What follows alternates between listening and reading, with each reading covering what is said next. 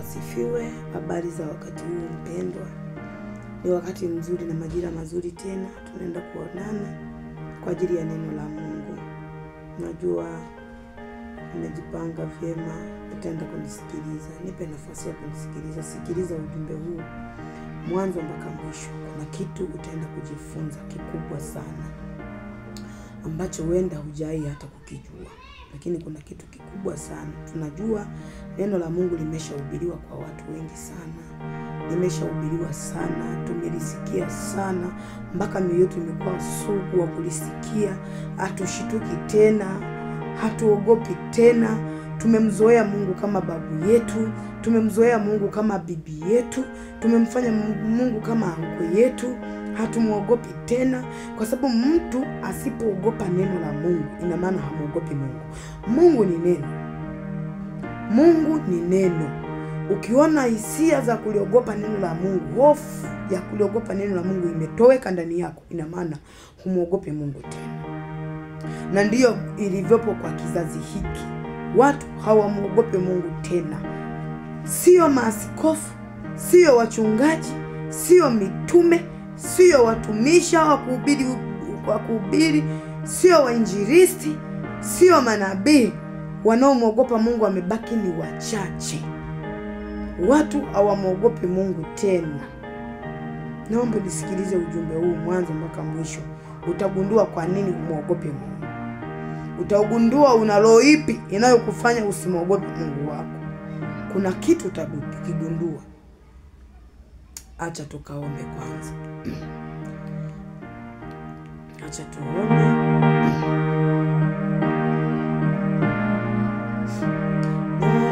Neema za daima ni dawa yake njema. Imbeni malaika sifa za Yesu Bwana, peke limetukuka jina lake Yesu. Dhambi pia na hatia ametuchukulia, twenendeni na amani hata kwake mbinguni. Imbeni malaika sifa za Yesu Bwana, peke limetukuka jina lake Yesu. Hatufai kuwa hai wala hatutumaini,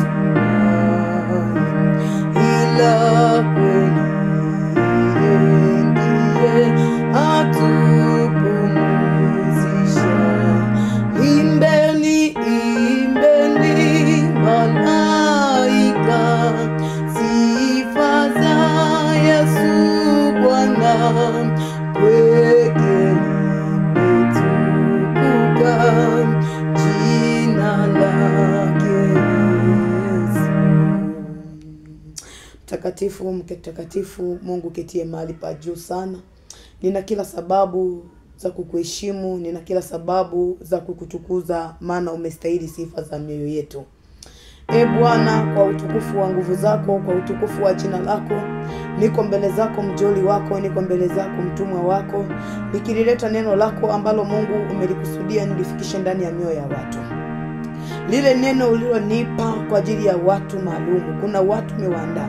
Ninaamini unapotoa neno Jehova, kuna watu umekusudia, kuna watu umekusudia kuwaponya, kuna watu umekusudia kuwafungua, kuna watu umekusudia kuwatengeneza. Neno lako halitoki bure. Neno lako linaenda na muujiza. Neno lako limebeba package ya mwanadamu. Muujiza ya uzima, muujiza ya ukombozi, muujiza ya kufunguliwa, muujiza ya toba. Neno lako limebeba package nyingi sana katika ulimwengu wa roho ambazo wanadamu hata hawaelewi.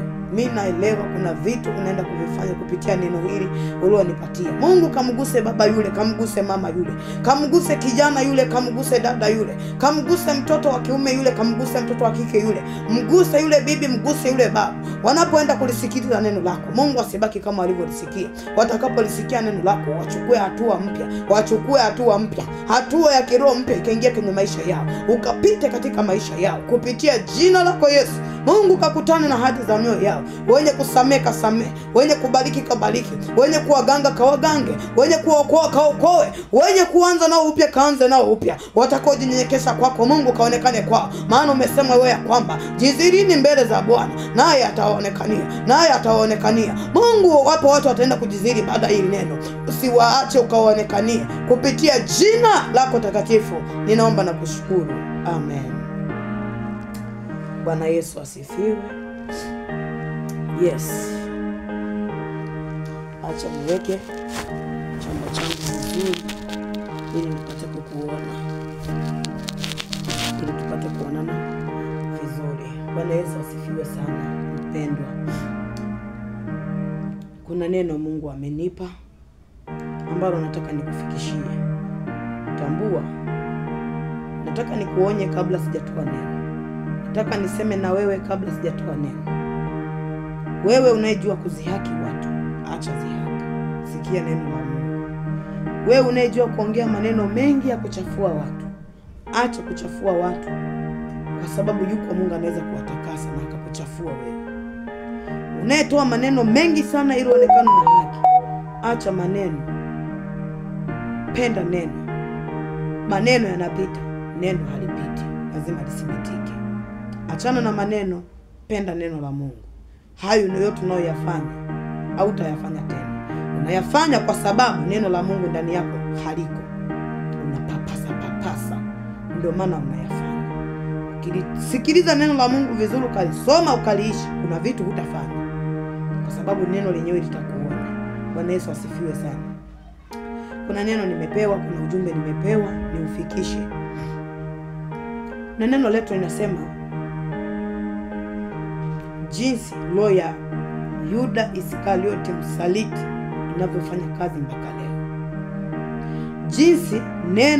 Jinsi roho ya Yuda Iskarioti msaliti aliyemsaliti Bwana Yesu inavyofanya kazi mpaka leo. Naomba unielewe. Na hii roho haijachagua. Hii roho haichagui kwamba wewe ni mtumishi, kwamba wewe ni muumini mzuri unatoa sadaka nyingi, kwamba wewe ni muumini mzuri unaomba, ni mwana maombi, kwamba wewe ni askofu, ni nabii, ni mtume, ni mwinjilisti, ni missionary. Haichagui. Roho ya Yuda haichagui. Roho ya Yuda msaliti aliyemuuza Bwana wetu Yesu Kristo haichagui. Haichagui wewe ni nani, haichagui uko kwenye kazi ipi, haichagui uko kwenye utumishi upi, upo kwenye utume upi, upo kwenye kalama hipi. Roho ya Yuda Iskarioti msaliti haichagui. Bwana Yesu asifiwe. Bwana Yesu asifiwe. Kwa nini ikuchagua kama Yuda mwenyewe haikumchagua? Wewe ni zaidi ya Yuda. Wewe hujakaa na Yesu, hujala chakula na Yesu meza moja mkakushikana mikono. Wewe ni nani kuliko Yuda? Usimuone tu mbaya kwa sababu alimsaliti Yesu. No, alikuwa mtumishi yule, alikuwa ni mtume yule. Katika wanafunzi 12 wa Yesu alikuwemo katika wale wanafunzi. Wewe hata hujulikani bado. Hata hujulikani bado. Hakuna mtumishi aliyokuwa na huduma kama yule. Yule alikuwa na huduma kubwa katika mitume, alikuwa na huduma kubwa, alichaguliwa mpaka kuweka sadaka yule. Katika mitume 12 peke yake alichaguliwa kutunza hazina za sadaka. Wewe umechaguliwa na kanisa lipi kutunza hazina za sadaka? Ni mchungaji wa KKKT sikatai, ni mchungaji wa Pentecost sikatai. Pentecost ipi imekuchagua wewe ndio utunze hazina? Hujulikani. Kwa usimuone yule ni mwasi kuliko wewe, hapana. Kuna roho iliingia pale ya kumweka kwenye huo uasi. Na usimcheki na usimdhalau. Kuna watu wengi wanamhubiri Yuda wakati wao wenyewe wana roho ya Mayuda. Kuna watu wengi wanamhubiri Yuda alikuwa ni msaliti wakati wao wenyewe ile roho bado iko ndani yao inafanya kazi. Tena inafanya kazi kuliko hata Yuda. Yuda ilitumia tu kumsaliti Yesu ikaishia hapa akajinyonga. Wewe haijaishia hapo. Unasaliti subiri. Kuna kitu utanielewa. Utajua upo position ipi. Nimekwambia hili neno nimepewa na Mungu. Nimepewa na Mungu hili neno kwenye maono niwafikishie watu. Si mimi, ni Mungu. Kinidauti hujanidauti mimi. Unamdauti yeye aliyenituma. Unamdauti yeye aliyekuumba. Unamdauti yeye kwa sababu yeye ni neno na mimi sijaleta Mary. Nimeleta neno ambalo neno ni Mungu. Kuna watu ni maprofessional wazuri sana kwa doubt watu wa Mungu wanapotoa neno. Huo mdu nao ni doubt, nenda kapige magoti, omba Mungu akufunulie na wewe. Bwana Yesu asifiwe sana. Bwana Yesu asifiwe sana. Tukisoma kitabu cha Luka 22 kuanzia mstari wa 3, hapa ndio utajua roho gani ulionayo. Kuna kitu nataka ukione. Mungu anasema watumishi wake wamepoteza neema. Waumini wamepoteza neema. Roho ya Yuda imeingia kanisani, imevamia kanisa na watumishi hawaelewi. Wamevamiwa kuanzia wao, roho ya Yuda imevamia kuanzia madhabahu mpaka waumini. Biblia inasema nitapiga mchungaji na kondoo watatawanyika. Na kweli Shetani amepiga kondoo. Amepiga kuanzia mchungaji anayekuchunga kondoo afu na kondoo amekatawanyika. Unapojiita mtumishi alafu roho ya Yuda kutoka, uweze ukachunga kondoo. Lazima watatawanyika. Bwana Yesu asifiwe. Bwana Yesu asifiwe. Ukisoma kitabu cha naenda kusoma kitabu cha Luka. Kitabu cha Luka 22 mstari wa 3. Biblia inasema Shetani akamwingia Yuda aitwaye Iskariote, naye ni mmoja wa wale senashala. Umesikia? Shetani akamwingia Yuda aitwaye Iskariote, mmoja wa wale senashala, mmoja wa wale mitume, mmoja wa wale wanafunzi wa Yesu. Shetani akamwingia. Bwana Yesu asifiwe sana. Shetani akamwingia Yuda aitwaye Iskariote, mmoja wa wale wanafunzi wa Yesu. Usaliti haukuanza tu, ni Shetani alimuingia Yuda. Kuna kitu nataka nikwambie. Acha ni noti kwanza ili somo. Acha ni noti kwanza. Kuna kitu nataka nikuonyeshe. Nimekwambia kupitia hili neno Mungu anataka kusema na wewe. Kuna nafasi Mungu anataka kuonyeshe uko nafasi ipi. Je, uko nafasi ya Mungu ya Roho Mtakatifu au uko nafasi ya roho uko kwenye nafasi ya roho ya usaliti ambayo ilimuingia Yuda, mwanafunzi wa Yesu? Kuna watu wako kwenye hiyo position mpaka saa hii. Wapo kwenye hiyo position. Inasema ndio, kuna watu wapo kwenye hiyo position mpaka saa hii. Kitabu cha Luka mtakatifu, soma. Fungua kitabu cha Luka mtakatifu, sura 22 mstari wa 3. Luka mtakatifu 22 mstari wa 3. Inasema hivi. Acha nisome yote. Inasema Shetani akamwingia Yuda aitwaye Iskariote, naye ni mmoja wa wale senashala. Akaondoka akaenda akasema na wakuu wa makuhani na majemedali jinsi atakavyoweza kumtia mikononi mwao. Wakafurahi wakapatana naye kumpa fedha. Shetani akamwingia Yuda Iskariote aitwaye Yuda Iskariote, naye ni mmoja wa wale senashala, ni mmoja wa wale wanafunzi, ni mmoja wa wale mitume. Alipomwingia, kumbuka Shetani akitaka kuvuruga kanisa, Shetani akitaka kuvuruga familia, anaanza na kichwa. Shetani hakupiga nje, hakupiga waumini wa Yesu, alipiga mwanafunzi. Alipiga mitume, anapiga kichwa, alafu familia inasambaratika. Anapiga mchungaji, alafu waumini wanasambaratika. Na hapa Shetani akitaka kukamata waumini, Shetani akitaka kukamata wanaoitwa watakatifu, anaanza na viongozi. Shetani anaanza na viongozi. Utajua wewe kiongozi una roho ipi? Una roho ya Mungu? Kama una roho ya Mungu, kwa nini kanisa linasambaratika? Kanisa inaanzia nyumbani. Kanisa la Mungu linaanzia nyumbani. Ibada njema inaanzia nyumbani. inaenda kanisani. Shetani alipotaka kuvuruga kanisa la Yesu, hakuanzia waumini, alianza na wa madhabahuni. Mtume wa madhabahuni ndiye alianza naye. Na hakuishia hapo. Hakwenda tena kwa waumini, hapana, alienda kwa makuhani. Wale makuhani walikuwa makuhani wa Shetani, walikuwa ni makuhani wa Torati, ambayo Torati ni neno la Mungu. Alianza na mtume mwenyewe aliyepo na Yesu karibu.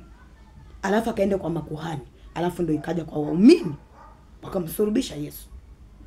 Hiyo roho mpaka sasa hivi ipo inatembea.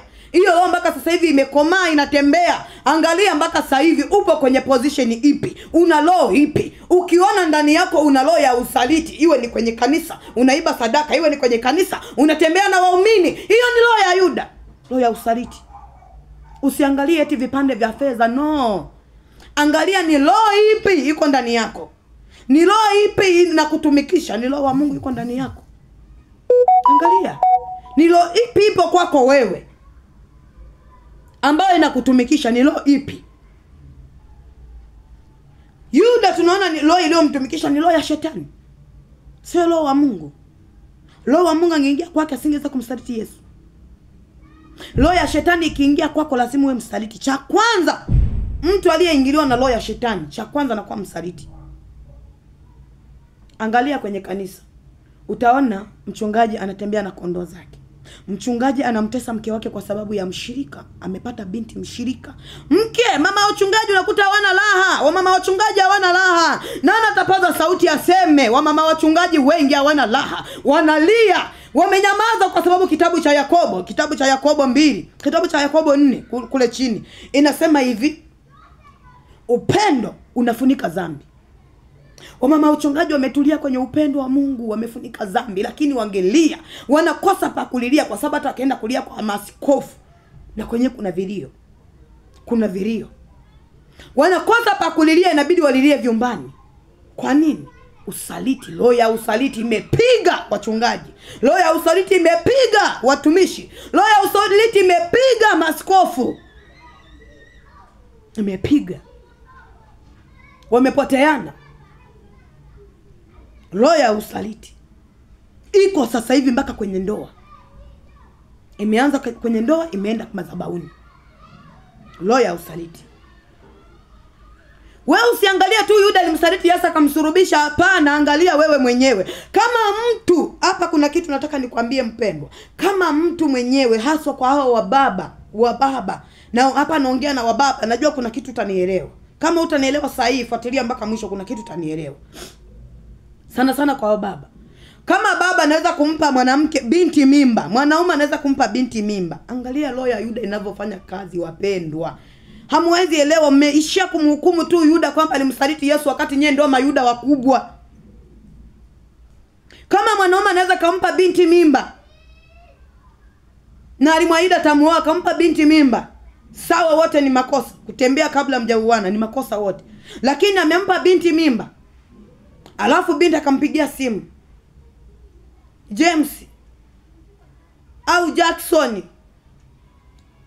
au sijui nani, jina lolote, akampigia simu, nina mimba, nina damu yako, nina mimba yako, damu yako.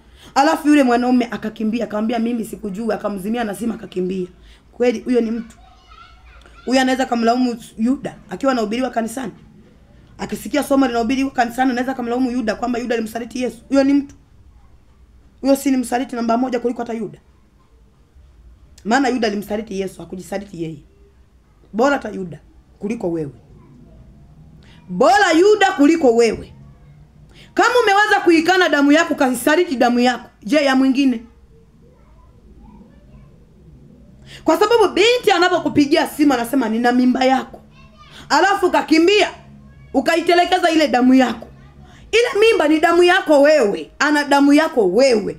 Umekimbia, umeamua kuitelekeza damu ya kwako wewe na damu ya mwingine. Huyu mwanamke na binti, mwanaume waiva kikukimbia, usilie. Acha kulia, mshukuru Mungu. Acha kulia, mshukuru Mungu. Kama ameweza kukimbia damu yake, akatelekeza damu yake, je wewe ambaye amuko damu naye, je ungekuwa wapi? Bwana Yesu asifiwe. Bwana Yesu asifiwe sana. Kama anaweza kutelekeza damu yake, yani damu ya kwake mwenyewe, ya kwake, my blood ya kwake mwenyewe ameitelekeza, je, ya kwako ambaye hamko damu naye atashindwa kukutelekeza? Alafu unalia nini? Mshukuru Mungu hujakutana huyo jambazi. Mshukuru Mungu hujaunganishwa pingu na huyo jambazi muuaji. Kama ameweza kuikimbia damu yake, yani damu ya kwake, unajua ni kitu cha ajabu. Yani unachana damu ya kwako mwenyewe na unaisaliti. Ni kitu cha ajabu. Nyie mmechukulia ile ni mimba, ile sio mimba, ni damu yako. Na unaweza kuisaliti. Je, ukaisaliti damu yako na mtu mwingine? Je, na huyu Mungu? Kama damu yako tu mwenyewe unaisaliti, na huyu Mungu? Kuna watu mpaka saa hii wanasema wako kwa Mungu lakini hawako kwa Mungu. Walishamsaliti Mungu muda mrefu. Sasa nataka nikwambie, nisikilize sana hili neno. Nisikilize sana hili neno. Nimetumwa kwako kwa makusudi maalum. Mungu anaponipa neno, kuna kitu anataka kukifanya kwenye maisha yako. Kuna jambo anataka kulitengeneza kwenye maisha yako.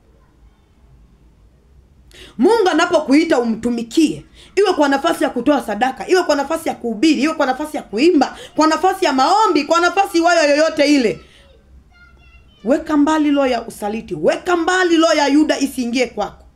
Kwa sababu siku ukaruhusu roho ya usaliti ikaingia kwako, Mungu atakutapika. Na nafasi yako atampa mtu mwingine. Usizani Mungu hana watu. Mungu kukuchagua wewe umtumikie kwa nafasi ya kuwasaidia watu, kuwasapoti watu, kuwasaidia watu labda kuwafanyia maombi, kuwasaidia watu kuwafungua, kupeleka neno la Mungu. Sio kwamba Mungu hana watu. Hiyo ni upendeleo tu amekupa. Ni huruma amekupa. Amekuhurumia, ni neema umeipokea. Basi usiifanye kama ndio Mungu hana watu kwa kuweza kuwatumia. Mungu ana watu wengi. Aliwaambia Mafarisayo, wasipoimba watu hawa hata mawe nitayamulisha yataimba. Wasiposifu watu hawa nitaamulisha mawe ya sifu. Kwa nini muone Mungu hana watu? Kwa sababu amekuita wewe umtumikie. Usimdharau Mungu.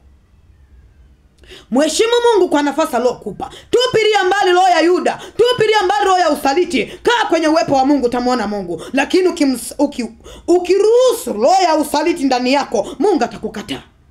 Na akikukataa, anachukua nafasi hiyo, anampa mwingine. Amesema kwenye kitabu cha Ufunuo ya kwamba nitakumbuka, anasema ya kwamba kumbuka ni wapi umeanguka, utubu. Kwa maana usipotubu naja upesi.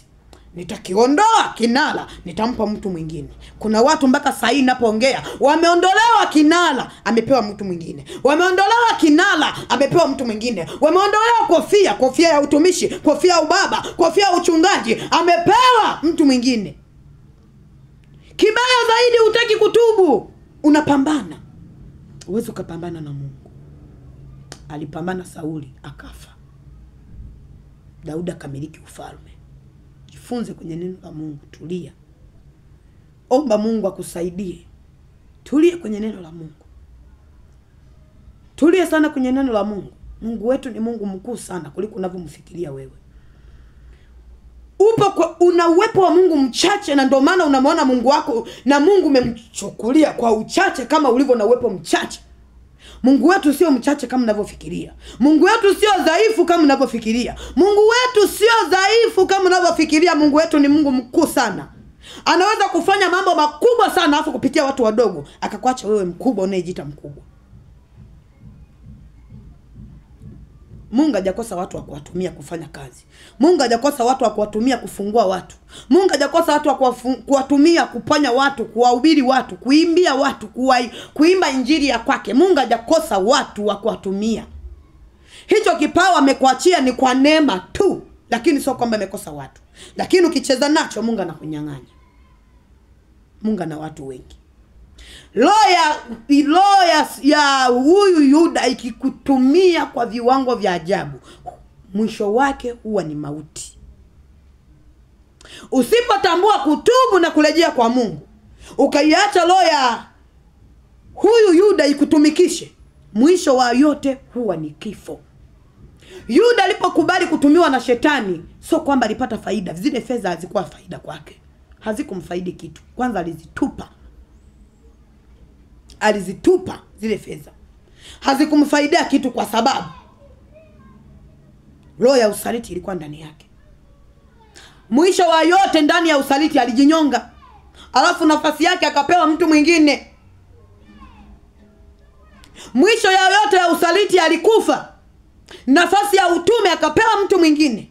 Mungu anaweza kumtumia hata mtoto mdogo kufungua watu. Mungu anaweza kutumia hata mtoto mdogo kuponya watu. Mungu anaweza kutumia kitu chochote kufungua watu ili mradi injili yake ifike.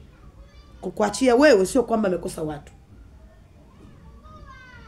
Kuna watu mpaka sasa hivi wanamwaibisha Mungu. Wanamtukanisha Mungu. Inaonekana kama vile Mungu amekosa watumishi. Inaonekana kama vile Mungu ni tapeli. Kuna watu wanamtukanisha Mungu, Wakristo. Kuna Wakristo wamepoteza hata neema ya kwenda kusali kwa sababu wameumizwa na wachungaji, wameumizwa na watumishi. Nataka nikwambie Mkristo uliyeacha kwenda kusali kwa sababu umeumizwa na mchungaji au mtumishi, mtume yoyote yule aliyefika kwenye maisha yako kisha akakuumiza kwa neno lolote ukashindwa hata kwenda kusali tena. Nataka nikutie moyo, nenda kasali. Mungu anasema nenda kasali, rudi kanisani, rudi kwenye kundi, nenda kasali. Yule hakuwa mtumishi, ilikuwa ni roho. Ilikuwa ni roho ya usaliti ilimuingia kutoka kwa shetani. Roho ya Yuda ilikuwa ndani yake ikimtumikisha, kwa sababu Yuda kazi yake ilikuwa ni kuharibu kanisa. Na ndio maana alipomuona Yesu akipakwa mafuta na yule mwanamke, Yuda alidoubt. Hakuacha waumini wafanye kazi ndani ya kanisa. Hakuacha waumini wajitolea na sadaka zao ndani ya kanisa. Yuda alisimama kwa ajili ya kudoubt kila kitu. Wapo Wakristo mpaka leo wakiona sadaka zinatolewa wanataka mpaka wajue mchungaji amekulaje, ametumiaje, zimeishaje. Akiona zaka zimetolewa nyingi anaangalia, je, hizo zitafanya bajeti gani? Hayakuhusu. Hiyo ni roho ya Yuda inafanya kazi. Kwa sababu Yuda kazi yake alikuwa ni kudoubt kila kinachofanyika mbele za Mungu. Yesu akipakwa mafuta analalamika, haya mafuta tungeuza tungepata hela nyingi, tungeenda kuwasaidia maskini, wakati alikuwa anaiba sadaka. Yuda alipoingiliwa na roho ya shetani ilimpelekesha, aliiba sadaka cha kwanza. Watumishi wengi sasa hivi wanatapeli. Watumishi wengi sasa hivi ni matapeli, wanawatapeli waumini. Hiyo ni roho ya Yuda. Yuda alipoingiliwa na roho ya usaliti alimuuza Yesu ili afe. Watumishi wengi sasa hivi wanaua. Msinishangae, wanaua huduma. Wanaua kalama ndani ya waumini, wanaua huduma ndani ya wake zao. Hawataki wake zao wainuke. Hawataki mtu mwingine kanisani kwake ainuke na huduma, wanaua. Wewe umekalili kuchinjwa, kuua kwa kuchinja. Ukiua kipawa cha Mungu ndani ya mtu, umechinja. Kazi ni kukosoa. Yuda kazi yake ilikuwa ni kukosoa kwa Yesu. Yuda kazi yake ilikuwa ni kumkosoa Yesu, kukosoa watu wanaojitoa kwa Yesu. Wewe sasa hivi angalia, nimekwambia kuna kitu utakijua, ni roho ipi umeibeba. Angalia sasa hivi, hata ukimwona mtu anaimba unakosoa. Ukimwona mwingine anahubiri unakosoa. Yule nani jirani anahubiri. Ukimwona mtu anaombea watu wanapona unapokosoa. Kila kitu ni kukosoa. Hiyo ni roho ya Yuda. Yuda ndiye alikuwa mkosoaji mbele za Yesu. Anakosoa mpaka wanaompaka marihamu Yesu. Umebebeshwa roho ya Yuda bila wewe kujijua.